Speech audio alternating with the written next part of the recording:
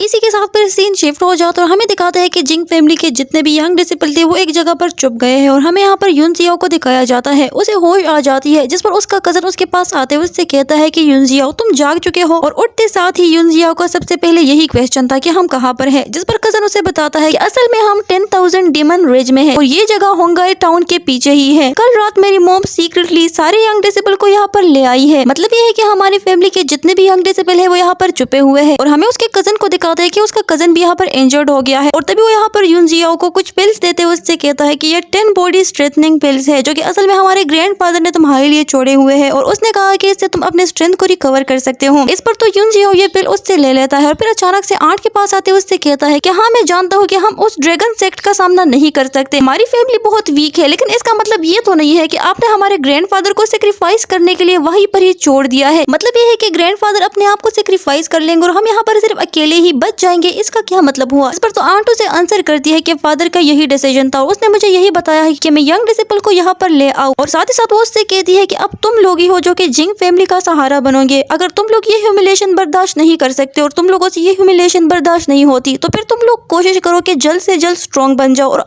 अपना बदला ले लो। ये कहते साथ ही आंट वहाँ से चली जाती है और हमें दिखाता है यूनजियाओ को उसे बहुत गुस्सा आ गया था और इसी टाइम पर वो कल्टीवेशन के लिए बैठ जाता है। थोड़ी टाइम बाद हमें दिखाते हैं कि यहाँ पर उसने बहुत सारी कल्टीवेशन कर ली और आयरन में वो ब्रेक थ्रू भी कर लेता है और इस टाइम पर वो कहता है कि मैं मेरेडियन रियलम के 9th लेवल तक पहुंच चुका हूँ और मेरे मेमोरीज में कल्टीवेशन के जो टेक्निक्स है अगर मैं इस लेवल पर उसका यूज करता हूँ तो मैं की मार्शल रियलम के मास्टर को इजीली फेस कर सकता हूँ। और इसी के साथ वो बताता है लेकिन मैं ब्लैक ड्रैगन फोर्ट का बिल्कुल भी सामना नहीं कर सकता। इसी के साथ वो उठते हुए अपने सारे साथियों की तरफ देखते हुए कहता है कि ब्लैक ड्रैगन फोर्ट कुछ ही दिनों में हम पर हमला करने वाली है, तो इसका मतलब ये है कि इतने कम टाइम में मैं कितना स्ट्रॉन्ग बन सकता हूँ मुझे। और इसी टाइम पर वो फर्दर कहता है कि मुझे और भी स्ट्रॉन्ग बनना है और इसी टाइम पर उसे याद आता है कि मैं तो बीस्ट टैमिंग आर्ट से रिलेटेड भी जानता हूँ और फिर सोचते हुए कहता है कि मैं सबको डेफिनेटली बचा सकता हूँ। और इसी के साथ वो वहाँ से चला गया था। अब नेक्स्ट सीन हमें दिखाते हैं एक जंगल का। यहाँ पर हमें दिखाते हैं जिंग यूनजियाओ एक बीस्ट को मारने के लिए आया हुआ है और वहाँ पर एक बहुत बड़ा पाइथन मौजूद था। वो जैसे ही जिंग यूनजियाओ को यहाँ पर नोट करता है उस पर अटैक कर देता है और यहाँ पर यूनजियाओ को उसके अटैक डॉज करने में थोड़ी प्रॉब्लम आ रही थी। वो अपने शील्ड से उससे बचने की कोशिश कर रहा था लेकिन यहाँ पर इस पाइथन की एनर्जी कुछ बहुत ही ज्यादा थी और फिर लास्ट में हमें दिखाते हैं कि यहाँ पर जिंग यूनजियाओ उसे हरा देता है और फिर सोचते हुए कहता है कि मुझे ऐसा लगता है कि मेरी स्ट्रेंथ वीक हो चुकी है। और इसी के साथ वो कहता है कि मुझे ऐसा लगता है कि मुझे वीक डीमन बीस्ट को सबसे पहले मारना होगा और उसको ट्राई कर लेना चाहिए। ये कहते साथ ही वो डीमन बीस्ट को ढूंढने के लिए चला गया था और फिर एक जगह पर रुक जाता है लेकिन तभी उसे बहुत जोर की आवाजें सुनाई देती है और जैसे ही वो साइड पर देखता है उसे एक 5th लेवल का डीमन बीस्ट दिखाई देता है और वो बहुत हैरान होते हुए कहता है कि ये तो 5th लेवल का डीमन बीस्ट है लेकिन मैं तो इसे नहीं हरा सकता। और तभी जैसे ही वो नोट करता है असल में इस डीमन बीस्ट को मारने के लिए कोई आया हुआ था। वहाँ पर एक स्वॉर्ड थी जो कि उड़ते हुए उस डीमन बीस्ट के साथ फाइट कर रही थी। ये सब देखते हुए यूनजियाओ अपने मन में कहता है कि ये कौन है जो कि स्वॉर्ड को इतने अच्छे से कंट्रोल कर रहा है, उसको फ्लाई भी कर सकता है, क्या ये कोई मास्टर हो सकता है। वो इस डीमन बीस्ट की फाइट देख ही रहा था कि तभी वहाँ पर उसे एक फ्रूट दिख जाती है। वो कहता है कि ये तो ह्यूमन स्पिरिट अर्थ फ्रूट है, अगर ये फ्रूट मुझे मिल जाती है और मैं उसे कंज्यूम कर लेता हूँ तो इससे मेरी कल्टीवेशन बहुत जल्द ही इंक्रीज कर पाएगी और मेरी पावर और स्ट्रेंथ बहुत जल्द ही बढ़ जाएगी। इसी टाइम पर हमें दिखाता है कि वो उस फ्रूट को लेने के लिए जा रहा था। अब जैसे ही वहाँ पर जाता है हमें दिखाता है कि इस डीमन बीस्ट ने तो उस स्वॉर्ड को पकड़ लिया है और बस उसको तोड़ने ही वाला है। इस टाइम पर फिर जिंग यूनजियाओ सोचता है क्यों ना मैं इस स्वॉर्ड को भी बचा लूं और फिर इस स्वॉर्ड को बचाने के लिए यहाँ पर इस डीमन बीस्ट पर अटैक कर देता है जिसकी वजह से वो डीमन बीस्ट दूर हट जाता है और वो डीमन बीस्ट तो हिल भी नहीं पा रहा था। और फिर लास्ट में जिंग यूनजियाओ जल्दी से जाते हुए उस फ्रूट को अपने हाथ में उठा लेता है। अब जैसे वो उस फ्रूट को उठाता है हमें दिखाता है कि वो स्वॉर्ड उसके पास आते हुए उससे कहती है कि अब तुम कहाँ से आ गए, जल्दी करो ये लेडी ह्यूमन स्पिरिट अर्थ फ्रूट मेरे हवाले कर दो। जिस पर तो यहाँ पर जिंग यूनजियाओ उससे कहता है कि मेरे ख्याल से इस फ्रूट की ज्यादा जरूरत मास्टर को है और मेरे सीनियर को है, तो वो फ्रूट उसे बहुत इजीली दे देती है। जिस पर तो वो स्वॉर्ड उससे कहती है कि तुम्हारी अच्छी चॉइस थी। ये स्वॉर्ड जिंग यूनजियाओ को अपने से रिलेटेड बताती है कि मैं एक फ्लाइंग स्वॉर्ड हूँ और मेरा कोई भी मास्टर नहीं है। ये सुनते हो तो यहाँ पर जिंग यूनजियाओ अपने मन में कहता है कि अगर ये स्वॉर्ड मेरा साथ देती है और मेरी हेल्प करती है तो हो सकता है कि मैं ब्लैक ड्रैगन फोर्ट को हरा सकता हूँ। और इसी के साथ वो यहाँ पर इस फोर्ट से कहता है कि सीनियर मेरी आपसे एक रिक्वेस्ट है, अगर आप मान लेते हैं तो बदले में मैं आपको एक स्पिरिट मेडिसिन दे सकता हूँ। जिस पर तो यहाँ पर ये स्वॉर्ड उसे आंसर करती है कि नहीं मैं इंटरेस्टेड बिल्कुल भी नहीं हूँ और वैसे भी जब मैं कुछ खा लेती हूँ तो मुझे बहुत ही ज्यादा नींद आती है, तो मैं अपने सोने के लिए कुछ जगह ढूंढ रही हूँ, तो मैं यहाँ से जा रही हूँ। अब जैसे वो यहाँ से जाने वाली थी यहाँ पर जिंग यूनजियाओ उसको रोकने के लिए उसके एक स्ट्रिप को पकड़ लेता है। अब जैसे उसके एक स्ट्रिप को पकड़ते हैं हमें दिखाते हैं कि असल में ये स्वॉर्ड तो एक लड़की है और इसी के साथ वो यहाँ पर यूनजियाओ से कहती है कि तुम्हें कोई इन्फॉर्मेशन नहीं है और तुम ये नहीं जानते कि मेन एंड वुमेन एक दूसरे को नहीं टच कर सकते। असल में वो यहाँ पर जिंग यूनजियाओ से ये कह रही थी कि मैं एक लेडी हूँ और तुम मुझे इतनी इजीली टच नहीं कर सकते। जिस पर तो यूनजियो उसे आंसर करता है, लेकिन सीनियर क्या आप एक स्वॉर्ड नहीं है? और वो एक क्वेश्चन वाले स्टाइल से कह रहा था। और इसी टाइम पर तो ये स्वॉर्ड उससे कहती है कि तुम मुझे छोड़ दो वरना तुम्हारे लिए अच्छा नहीं होगा। लेकिन यूनजियो तो उसे इतने आसानी से छोड़ने वाला नहीं था। जिस पर तो यहाँ पर ये स्वॉर्ड डिफरेंट डायरेक्शन से उस पर अटैक करने लगती है, लेकिन यूनजियो उसको डॉज कर रहा था। और तभी यहाँ पर ये स्वॉर्ड उससे कहती है कि तुम ऐसे तो नहीं मानोगे, और वो हवा में उड़ने लगती है। उससे कहती है कि अब मैं तुम्हें बहुत अच्छा सबक सिखाऊंगी। आखिरकार तुम्हारी हिम्मत कैसे हुई मुझे तंग करने की। साथ ही साथ वो उसे ये भी बता देती है कि मैं 17 ईयर्स की हूँ। तो ये बहुत बदतमीजी वाली बात है। और वो यूनजियो को उड़ते हुए अपने साथ लेके जा रही थी, जिस पर तो वो उससे पूछता है कि तुम मुझे कहाँ पर लेके जा रही हो। यूनजियो के इस क्वेश्चन पर स्वॉर्ड से आंसर करती है कि तुम्हें अब बहुत जल्द ही मालूम पड़ जाएगा। और वो एक बीस्ट के पास आ जाती है और यूनजियो को वहीं पर ही गिरा देती है। साथ ही साथ यूनजियो से कहती है कि चलो ठीक है, अब रास्ता अलग करने का टाइम आ चुका है और मैं यहाँ से जाने वाली हूँ। इसी टाइम पर हमें दिखाता है कि जिंग यूनजियो के उस बीस्ट के साथ टकराने की वजह से वो बीस्ट जाग जाता है। और इस टाइम पर तो वो बहुत ही ज्यादा डर रहा था। और यहाँ पर इस बीस्ट से कहता है कि टाइगर ब्रदर, ये बस सिर्फ और सिर्फ एक मिसअंडरस्टैंडिंग है। लेकिन इस टाइगर ने तो रोर करना स्टार्ट कर लिया था और यहाँ पर जिंग यूनजियो पर बहुत ही ज्यादा दहाड़ने लग गया था।